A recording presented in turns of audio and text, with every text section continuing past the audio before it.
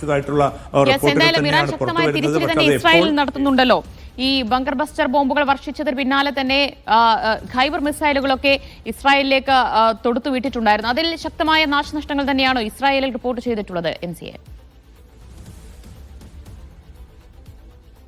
ദിവ്യ, തീർച്ചയായിട്ടും ഈ പിന്നിട്ട 10 ദിവസങ്ങൾക്കിടയിൽ നടന്ന ഏറ്റവും ശക്തമായിട്ടുള്ള ആക്രമണമാണ്. അതിൻ്റെ പൂർണ്ണമായിട്ടുള്ള ആളപായവും അതോടൊപ്പം തന്നെ നാശനഷ്ടങ്ങളുടെ പൊതുവായിട്ടുള്ള ഒരു ചിത്രവും പുറത്തുവിടാൻ ഇസ്രായേൽ നേതൃത്വം ഇനിയും തയ്യാറായിട്ടില്ല. ഹൈഫയിലും തെല്ലവീവിലുമാണ് വലിയ തോതിൽ തന്നെ നാശനഷ്ടങ്ങൾ സംഭവിച്ചിരിക്കുന്നത്.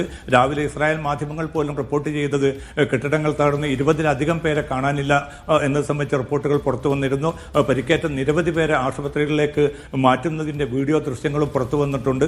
കാരണം ഇതിൽ ഏറ്റവും വലിയ ഒരു വ്യത്യസ്തത ഉള്ളത്, സാധാരണഗതിയിൽ ഇറാനിൽ നിന്നൊരു മിസൈൽ പുറപ്പെടുന്ന വിവരം ലഭിച്ചാൽ ഒരു 10-12 മിനിറ്റിനകം തന്നെ പൂർണ്ണമായിട്ടും ആളുകളെ സുരക്ഷിതമായിട്ടുള്ള കേന്ദ്രങ്ങളിലേക്കും ബങ്കറുകളിലേക്കും മാറ്റാനുള്ളൊരു സംവിധാനം, വളരെ കുറ്റമറ്റൊരു സംവിധാനം ഇസ്രായേലിൽ നിലനിൽക്കുന്നുണ്ട്. പക്ഷേ ഈ ഹൈഫയിൽ ഈ മിസൈൽ വന്ന് പതിച്ചിട്ട് അതിനു ശേഷം മാത്രമാണ് അപായ സൈറൻ പോലും മുഴങ്ങിയത്. അതുകൊണ്ട് അതേക്കുറിച്ചുള്ള അന്വേഷിക്കാൻ ഉത്തരവിട്ടതായിട്ട് ഇസ്രായേൽ സൈനിക വക്താവ് തന്നെ ഔദ്യോഗികമായി വെളിപ്പെടുത്തിയിട്ടുണ്ട്. അത്രയും കണിശമായ രീതിയിൽ ഒരുപക്ഷെ ആദ്യഘട്ടത്തിൽ 20 മിസൈലുകൾ വന്നു. അതോടൊപ്പം തന്നെ തുടർന്ന് 10 റോക്കറ്റുകളും മിസൈലുകളും വന്നു. അതിന് ആ ഒരു ആഘാതം വിട്ടുമാറും മുമ്പാണ് വീണ്ടും 10 മിസൈലുകളും റോക്കറ്റുകളും കൂടി ഇസ്രായേൽ